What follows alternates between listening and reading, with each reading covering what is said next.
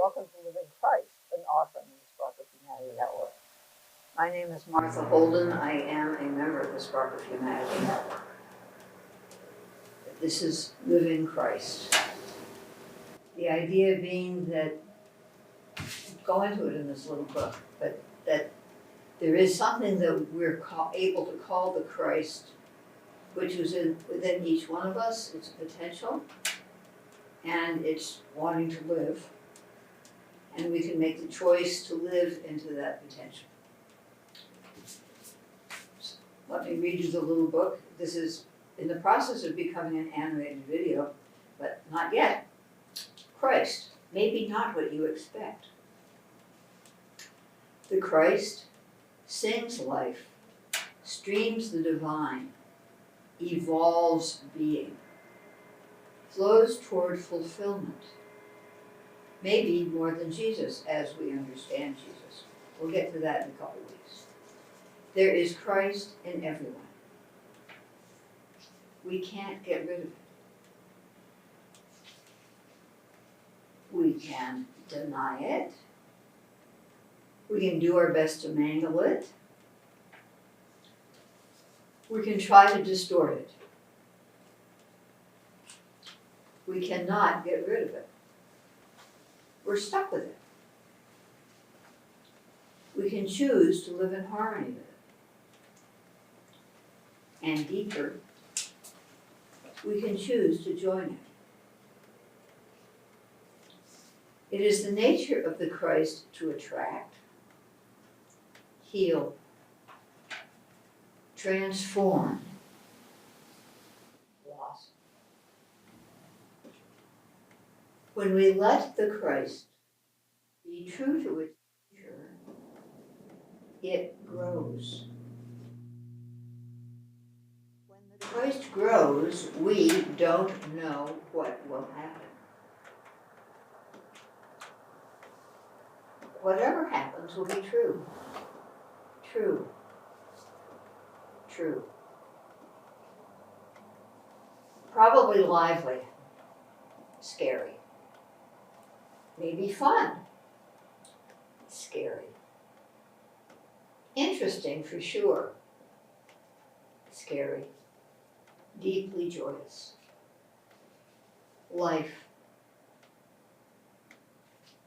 Worth getting out of bed for. Interested?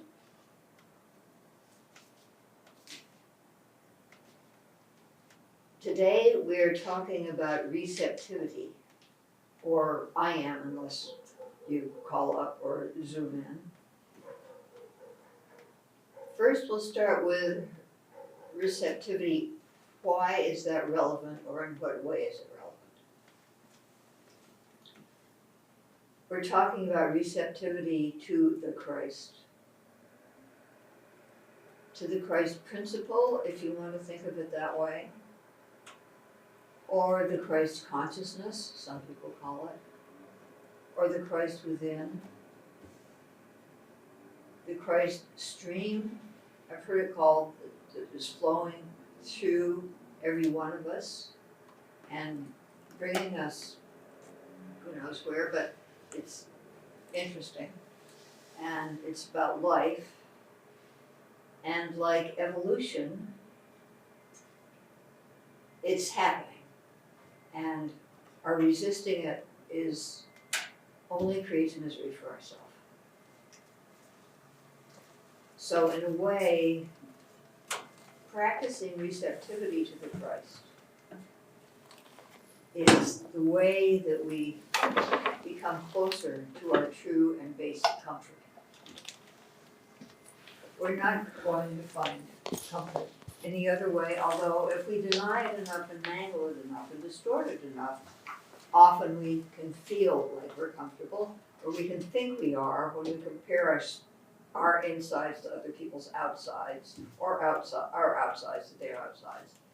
But we're not really in that deep comfort, which is a function of our relationship with the Christ. So receptivity. Are we willing to be receptive? Do we want to be receptive?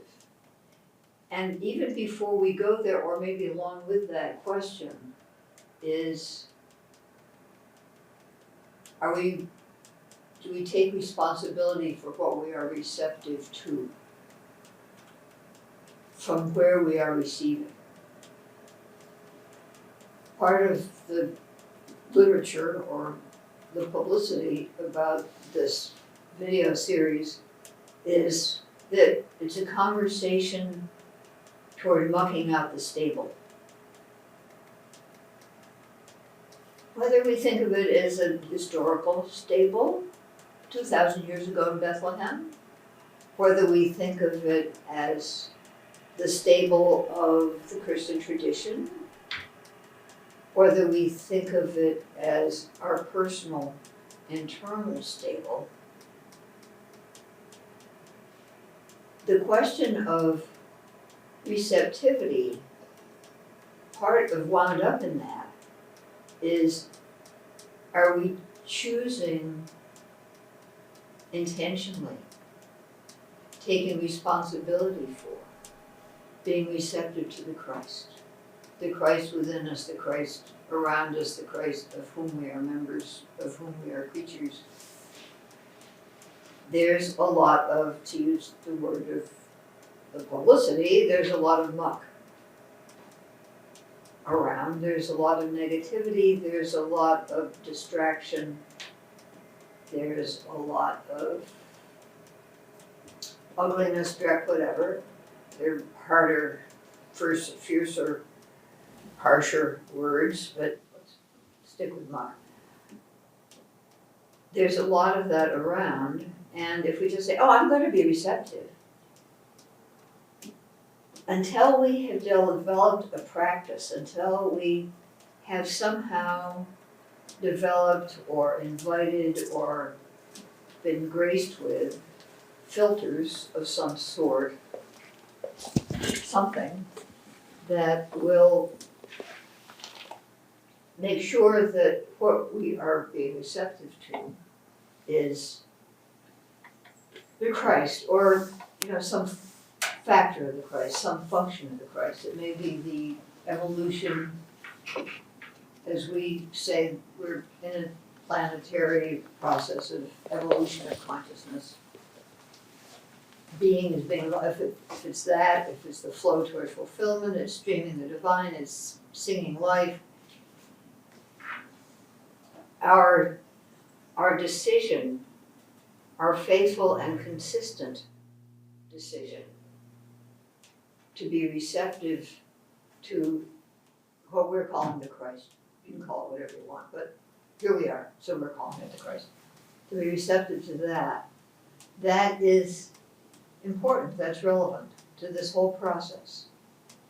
Because the process is moving towards living in harmony with the Christ, being in harmony with the Christ, and then perhaps joining the Christ, participating in the Christ, perhaps even dissolving or melting into the Christ. That we're way before that, or at least I am. So living in harmony with it. So that choice is, let's say that's made, that this is what you're doing, this is your intention, you're staying on this show, haven't turned it off yet, because you are at least exploring a decision, a willingness to live in harmony with Christ. And I'm bringing up the word willing, and it's a word I use a lot, because I find that willingness is the key to much growth, development, comfort. The willingness, if we're not willing, we can become willing to become willing if we want to. But that decision, that desire to be willing is really all that it takes. It's, as I said, it's like a key, because the Christ is alive. And like every living creature, every living being, it wants to, its instinct is to grow, develop, stay alive, live into its true self.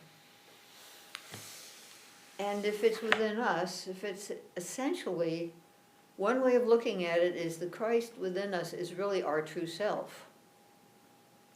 So if the Christ wants to grow into its true self, guess who's sort of going to be dragged in toward its true self in the process?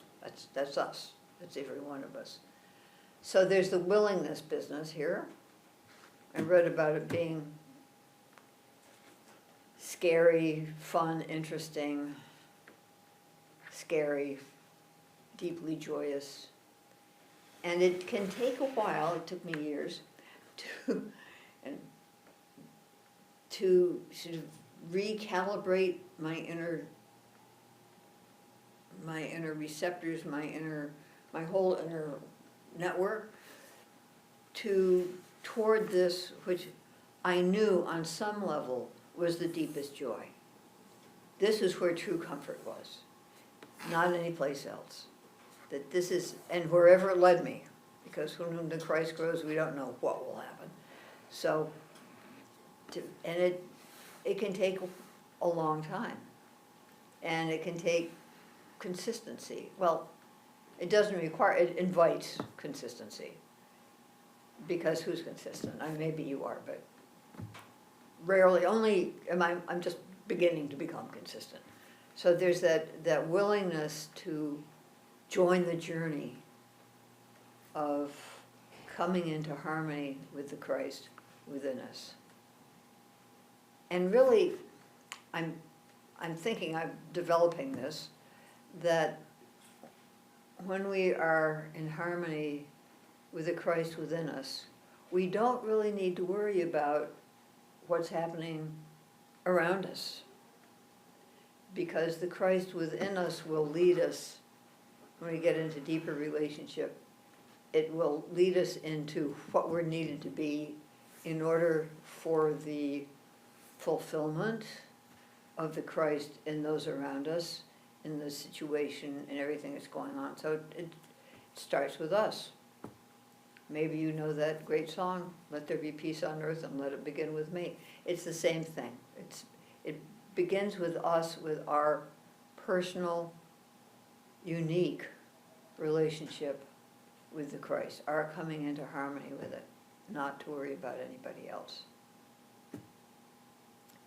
So that's willingness. I probably have more to say about willingness, but not at the moment. So there's a question of, and we're talking about receptivity here, is it relevant? Yes. And being sure what we're being receptive to, being clear about our intention about that. Intention is important. Our thoughts are important. Monitoring our thoughts, just being aware of them, making a choice. I won't think that. I think I'll just move my thought over in that way. And then the willingness to be receptive. And then, so how do we increase our receptiveness? How do we do this? I can think of two ways, and if you think of others, you're welcome to email us. The email address is on the show, on the screen here somewhere, sometime. For us of the Spark of Humanity Network, the Spark practice, which I'll run through in a minute, is what we find most helpful, most directly effective in coming into harmony with Christ, in developing, once we're willing, becoming receptive. Because the Christ is working on us, and usually, we're blocking it because we don't know where it's taking us. And we don't know whether we can trust it, and we don't know whether we like it, and we might become one of those people or one of those people, and we just, there's this thing pushing us, and safety, comfort, approval, fitting in, they all seem to require that we, don't listen to that voice. We do not respond. We are not responsive there. We choose not to be receiving, not being receptive to what is being beamed at us. For whatever reason, parental, societal, cultural, whatever, and just personal. So the Spark of Humanity practice is built on the understanding, the insight that there is a spark of humanity in each one of us, and that it can't be extinguished. It's like the Christ in that way, but I don't think they're the same thing quite. Different dimensions maybe. You can figure it out for yourself. Welcome to. That the spark can be defended, it can be baffled, and it can be distorted. It can be all three, and in me and many of us usually is all three to some extent. So, but when you, through your spark, connect with and affirm the spark in someone else, it strengthens their spark. They don't know it necessarily. Probably they don't unless you tell them, which I wouldn't do because that may increase their defenses. Just strengthen their spark. And it seems that the strengthened spark acts to erode the defenses, clarify the bafflement, and release the distortions. Because the way we're understanding it is the bafflement starts the moment we emerge out into the world from the safety of our mother's womb. We're baffled. And in order to survive, we feel we need to develop certain distortions in order to get by in the world. And the distortions are painful, and they're not true. Basically, they're distortions. They're not who we truly are. And so we develop defenses because they're painful, and we don't want to realize that we have to be in pain in order to survive, and we don't want people getting close to these painful distortions, because if they get too close, we'll probably strike out at them, and that won't have a happy result. So connecting with the spark begins to dismantle that whole structure. And so we become more available. So strangely enough, and it took us a while to really be willing to admit this in the spark work, is that as you are connecting with my spark, because of course you recognize my distortions and my defenses, and my, I need to be fixed. That's very clear to everybody, right? But what's happening is that you're strengthening my spark is also strengthening your spark. So subtly, your defenses are being eroded. Your bafflement is being clarified. Your distortions are being released. And as you do that, then it's easier, you're more receptive to the Christ doing what it can to inform you of the path, of what will bring you comfort, what will bring you joy, what your ultimate fulfillment is. So there's, on the website, we have exercises, we have meditations, we have a lot of my talking about this. So that's something we can recommend, put out there as a way of increasing, augmenting the receptivity to the Christ. It's just do the spark practice. Try it out.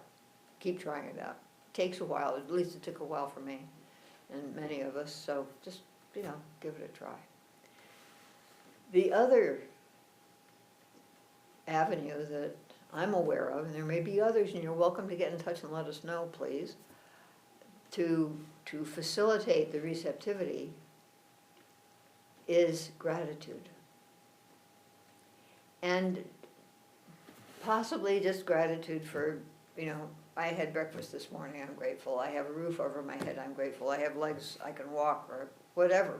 I have a good wheelchair, whatever. That sort of gratitude, that of course is always good. But I'm thinking specifically of gratitude for the receptivity. Every little bit of receptivity that we recognize in ourselves, if we're grateful for that, then we'll become more receptive. It's the way it works. Like you're watching this. You may or may not be paying attention, but you're watching this, and that's a sign of some receptivity. You can be grateful for that. And what I find is gratitude acts like a growth medium. So whatever we're grateful for tends to increase.